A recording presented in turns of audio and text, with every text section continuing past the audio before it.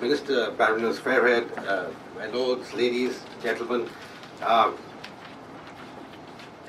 haven't come prepared to speak really, though I knew I was supposed to speak a couple of weeks ago, or a couple of months ago actually, when Shinali got booked through. Because if you hear what I did today, then you'll understand why. In the morning, and that's perhaps a good reason why I should speak about it, because it talks about our common connections. In the morning, I was at a church in Auburn, paying homage to the 1st Battalion of the Royal Fusiliers and the 1st, 5th Gurkha Rifles of Indian Army, which is earlier at that time the Royal Gurkha Rifles, for a battle that they fought in November 1943. It's called the, if I get my pronunciation right, the Battle of Mozza Grogno, somewhere in the south between Naples and Rome. Now that was a very important battle because after that Monte Cassino happened, and then the Allied forces reached the Gothic line and the German defenses crumbled. But it was important because that was just a small instance of where the Indian army, the Indian soldiers contributed, and they contributed hugely to both World War I and World War II. But after that, I had a lunch, a business luncheon, and then I'm here. And this is my third intervention or address, so you'll pardon me if it is a bit rambling. Today is important not just because CII and Indian companies have got together and organized this exhibition and interaction, and perhaps, Virendra Sharmaji, the next time you organize a meeting of the Indo-British APPG, I think we should take the help of CII, because I don't think I've addressed such a large number of MPs before. But it's wonderful that you've taken time to come here, because I think India is the story of today, and India will continue to remain the story of tomorrow. As it happens, today our finance minister presented a budget in Parliament. I won't call it revolutionary, but in many ways it was. The stock market went up slightly, but don't forget it was already at record highs of 36,000 plus.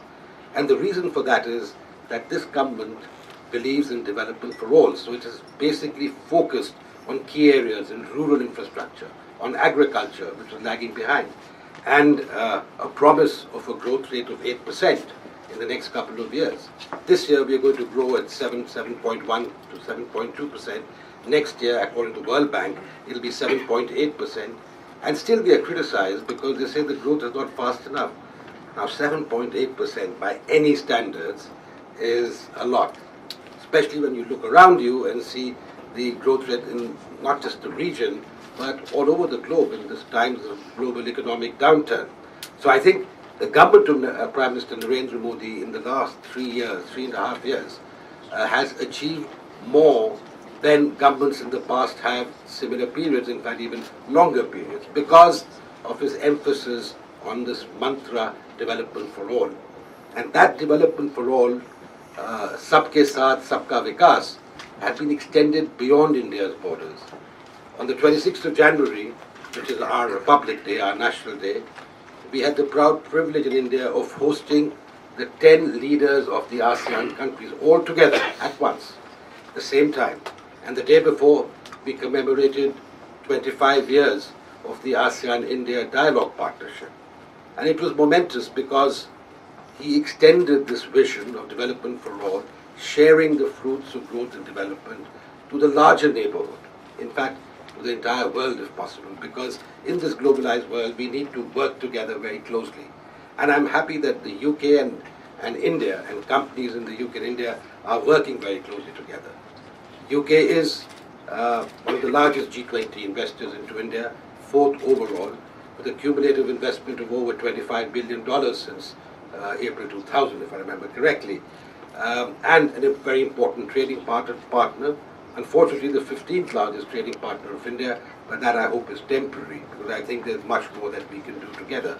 And it's events like these that actually get people aware of the potential and work towards improving that relationship, enhancing that relationship.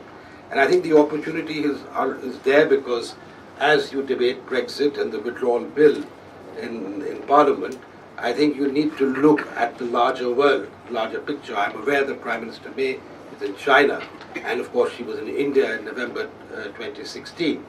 And I think these two countries, but I'll speak only of India now, are countries that really are the future. The future. They are the growth engines of the world even now, but they will continue to remain for a long time. So I think engaging India is extremely important. And for companies and people in the UK, it's not difficult given our shared history and in culture. But sometimes even that becomes a bit of a disadvantage, because I think people here feel they know India well, but I'm afraid they don't. Because I've been here a year and 2 months, and when I opened the Times or the Guardian, or even the FT, because the FT was generally bullish on India, at least till a few months ago, the stories that you read about India are amazing. I mean, they're just all the negative stuff that comes out, and I won't go into details. But where is India's success story? Why is everybody queuing up to assiduously boo India? There must be a reason. There's something right that India is doing. I'm afraid that story is not being well publicized. So I do appeal to all of you, especially the honourable members of Parliament, to be votaries of stronger India-UK relations. Because it's extremely important. Unless the public realizes, the public perception that there is something in it for everyone, and better India-UK relations means more jobs for people here. I mean, we have the Tata Group here, which is the largest foreign employer in the United Kingdom. I mean, there are 800 Indian companies who have created 110,000 jobs. It's phenomenal. It's not just a one-way street. Similarly, British companies are doing extremely well in India. I mean, I want to name a few. JCB, for instance, is manufacturing in India and exporting to third countries, in Africa and elsewhere, sub-Saharan Africa. I think these are models that need to be highlighted, and people should know about it. And I think it's important that events like these help to publicize this very vibrant and robust relationship. Lastly, I'd just like to mention that our Prime Minister is likely to be here for the Commonwealth Heads of Government. It's a very important visit. It's not just a visit to attend a Commonwealth Summit, it's also a bilateral visit. And mind you, no Indian Prime Minister has attended a CHOGM since Trinidad and Tobago in 2010. Our Prime Minister didn't go to Perth, our Prime Minister didn't go to Colombo, and our Prime Minister didn't go to Malta. I think this is a time to look at how the Commonwealth can be revived. And I think it's important for the UK as you leave the European Union, because the Commonwealth has suffered from benign neglect in the past. And I think now time has come to give it a particular focus, make it meaningful for member states, not just an old boys club to discuss about shared legacies and the past. I think we have to be forward-looking. And the way you can be forward-looking is to concentrate on issues of interest to the larger membership of the Commonwealth, which are, I mean, for everyone, trade and investment is something that's extremely important. I think India will certainly be focusing on trade and investment. And I'm very happy that Baroness Favourite is going to India in the near future, and I do hope you get that impression when you're there, that we are ready for business, and I'm sure you're ready for business too. With these words, I'd like to thank CII and Mr. Virendra Sharma for inviting me, and I'm really happy to be amidst you for this event. I hope it's not the last such event that we have here, but extremely important to ensure that our economic and commercial engagement goes from strength to strength. Thank you.